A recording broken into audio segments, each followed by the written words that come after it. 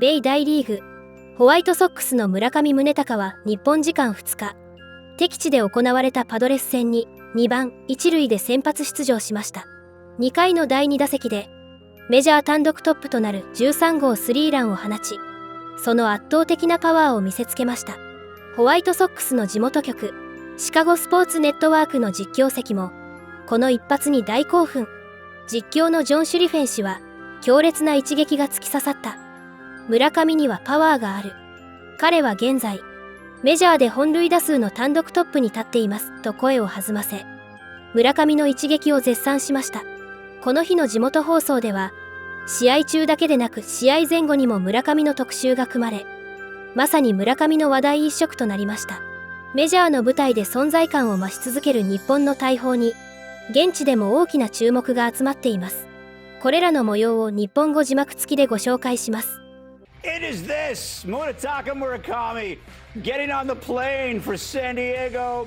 He has been a White Sox sensation, and he remains a Japanese sensation where they are following along despite the big time difference. Check this out. Are you seeing people in Japan wearing White Sox hats? Yeah, I am. I'm seeing some White Sox hats. I will say, I mean, people have always liked them as a fashion statement anyway, because they love the White Sox gear.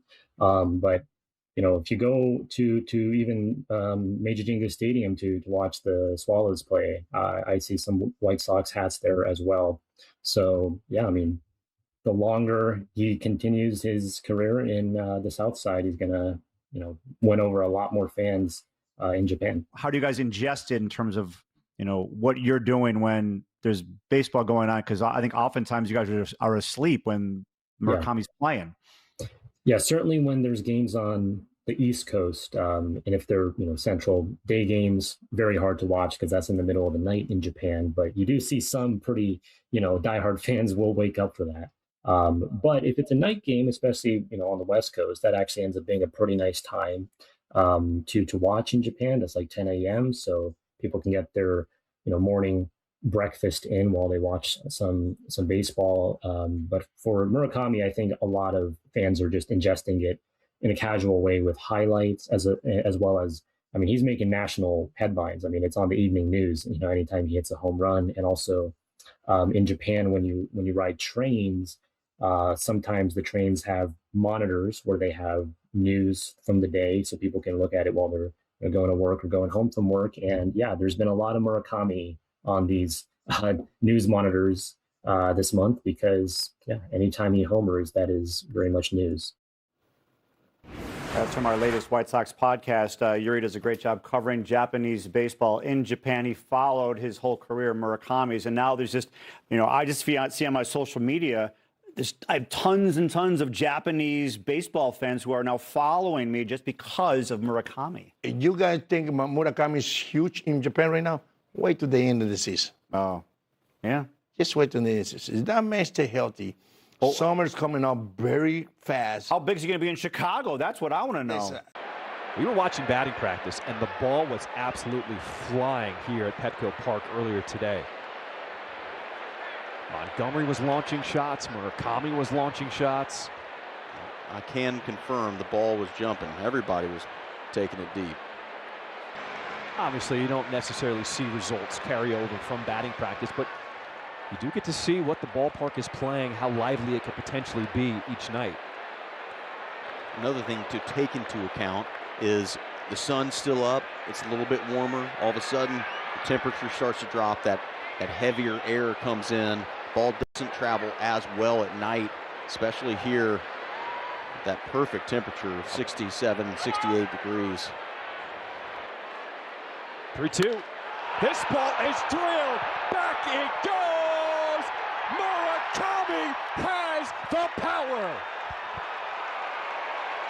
He now leads Major League Baseball by himself. Lucky number 13 on the season.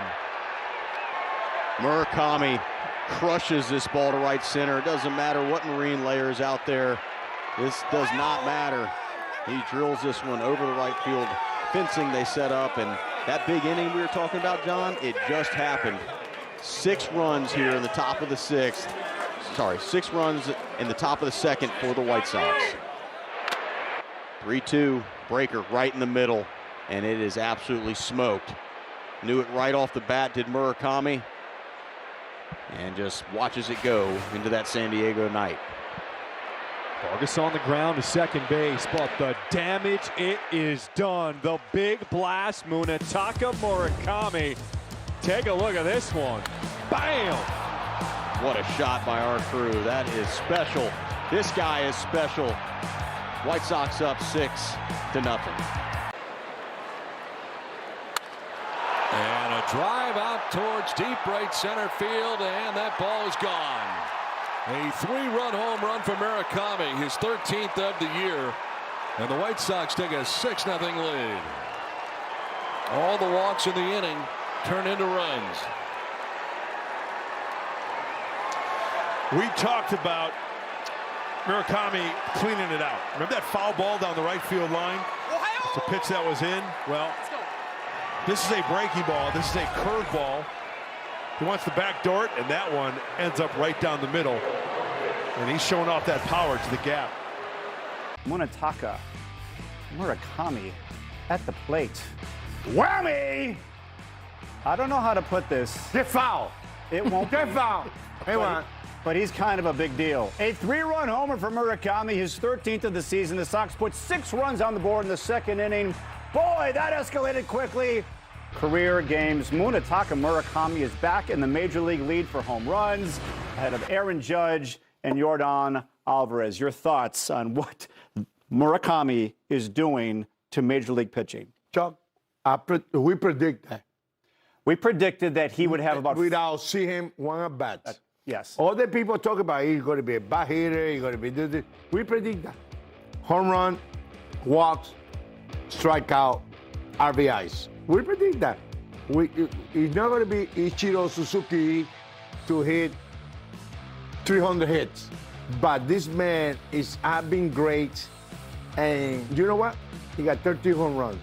I believe 10 is to take the lead or to win the game. That's a good point. Now, before the season, I said he was going to hit 40. At this rate, he's going to hit 40 by, like, September 1st. Okay, I understand your point. 40 when you hit it. These are big ones. 40, you hit it, and the way it's going by, he put the thing on the lead, he tied the game, and that, to me, is more important.